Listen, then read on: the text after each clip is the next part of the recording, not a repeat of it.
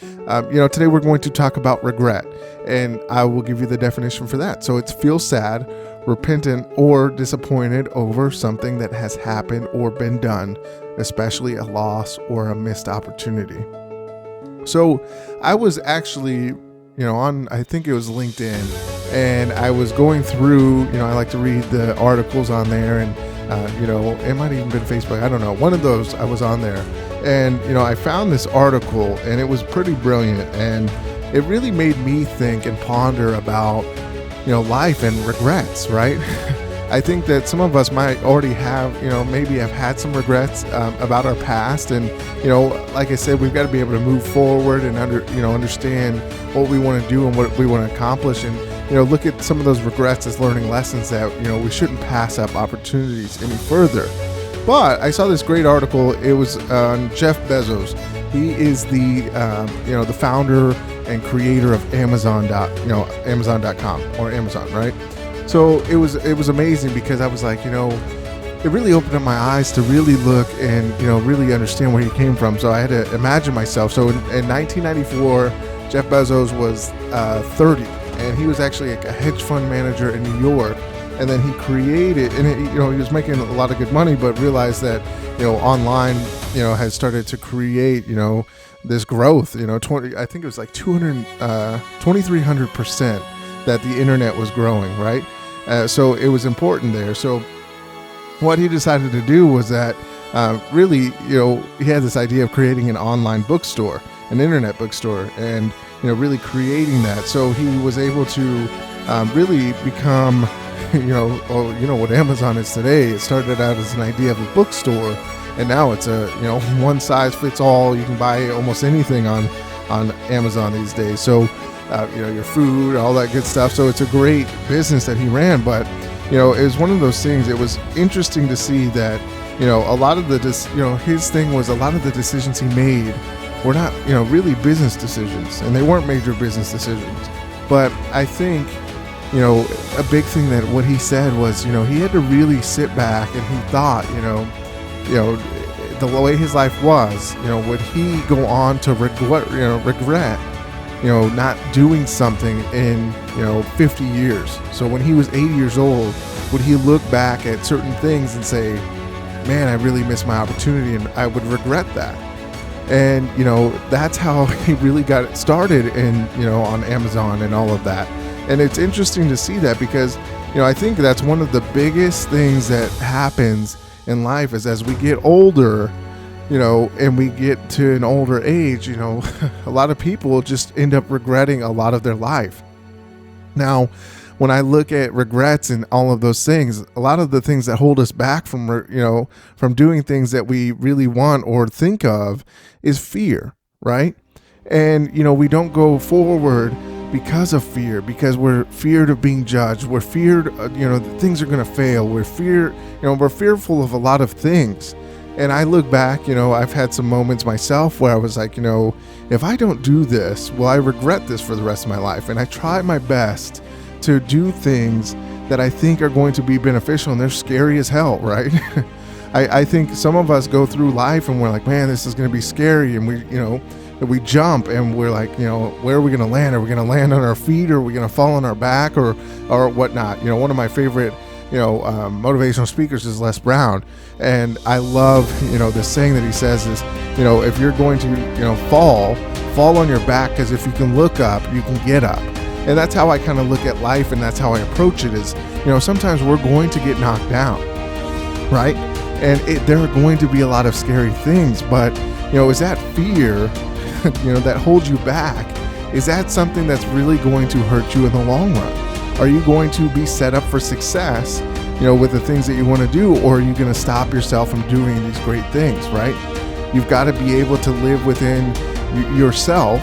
And really, when you make decisions, I think a lot of us start to look at our lives. And for me, I'm a big analyzer, right? So I start to look at and the, I guess, analytical sense, or, what's the word I'm looking for? But, I start to look at things, from a sense of, a logical sense. That's what I was looking for. So from a logical sense, does this make sense? Does this make sense? So we start to look at things logically. And I think sometimes we forget to really listen to our hearts. When I started, Breathe Motivation, it was created from my heart. It wasn't created from my mind. I was so afraid of being in front of people and knowing where you have been and, understanding where you're at. And I think I could have been so fearful, and I was fearful, right? I didn't want to be, when I started Breathe Motivation, it was a blog, and, I don't think I enjoyed writing when I was in, high school or whatever, but I really found a love for it, through a college course, actually. So I started writing, and I was like, what if people don't like it, or however these things look? So I would always question myself. But what the thing that really pushed me was, if I don't do this now, will I regret it later? Right? So I look at things that I start and I do, and I say, do I really want this? Are there things that I want out of this, or what is my intent of doing this? Is it just to do it because I wanted, I just wanted it on my, like, a little check sheet, right? I try not to do things like that. And I think some of us do that. And I've done that before, right? We just want to be able to check mark and say, hey, I had a blog or whatnot. But, that blog started to, kind of, it wasn't, the best, and it wasn't, the best website and all these things, but, I did it, right? And I started to do it. And then, I saw that I was like, you know what? I love doing the blog, and I'm just not doing it as consistent. So then the idea of the podcast came up. And then I've been doing this podcast for 132 days straight. So it's interesting to see where these things kind of evolve. But at the end of the day, if I didn't do any of this and create Breathe Motivation, I would regret it in the long run, because I'm not, I'm not doing, for some of these careers that I've had, or these jobs that I've had, I don't feel fulfilled in that idea of what I was doing, right? I can teach sales. I love sales, and I love the psychology of sales, and there's a lot of great things that I enjoy doing with it, but I just don't feel that I can make that impact or make that change that I want to, like I can with a podcast or with Breathe Motivation, right? But I knew if I didn't take the risk in putting myself out there, being vulnerable, I would live on to regret it, right? and look back at, 80 years old, if hopefully I make it to 80 years old. But when I look at that, would I regret those things that, really, would I be upset that I didn't do it, right? So I had to follow my heart. I have to follow my heart in the things that I do on a day-to-day basis. And, I think sometimes logically, it's important for us to look logically and understand that. But I think logical thinking creates fear, because in our minds and our brains want us to be safe. And, it's going to point us in the safest direction.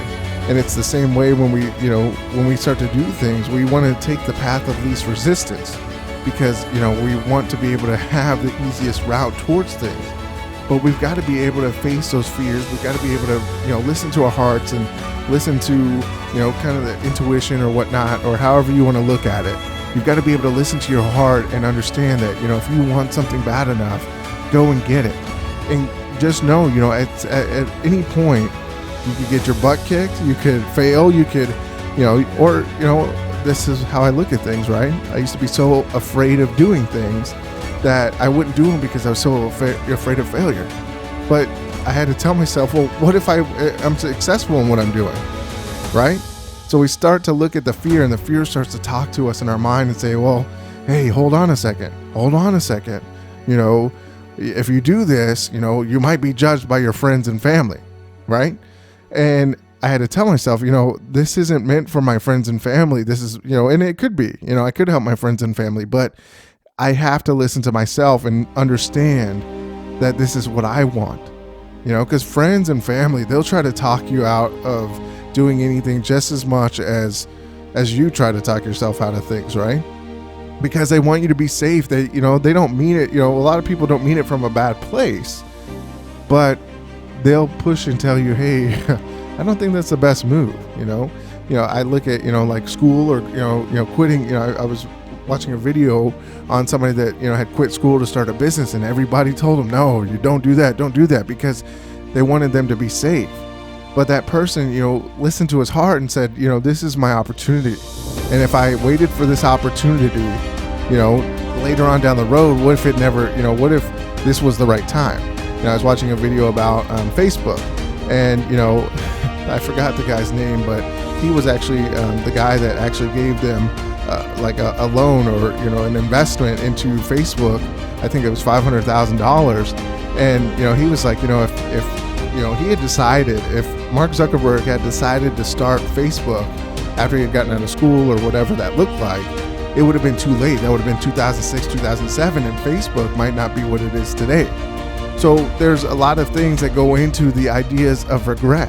And, do you think Mark Zuckerberg would have regretted not following his passion and finding his purpose and doing what he's doing, right? When you look at it now, it would have been a bad idea. So stop fearing, the failure. Stop fearing the things that should happen, right? I used to get so caught up in that thought process and the what ifs, right? That's what created the anxiety. That's what created my panic attacks, or the what ifs. What if this happens? Then what would happen? And then it would just continue on this path. And I was like, man, I've got to get past this, and I've got to be able to live in the present, enjoy what I'm doing, and follow my heart and follow my desires from my heart, right? And get into things for the right reasons. And don't look back. Don't let fear stop me. And I want you guys to understand that fear should not stop you either.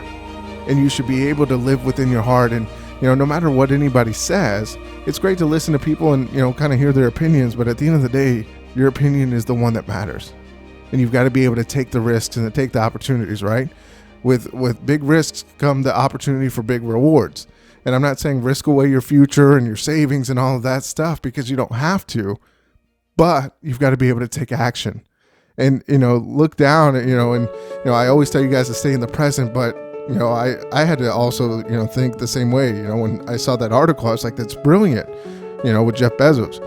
Hey, at 80 years old, would I regret not doing a certain thing? And if it is that, then I've got to follow my dream. I've got to follow my goals. I've got to follow my passion, and I've got to, kind of work backwards. How do I get to this point of creating a great business, and how do I include this into great things?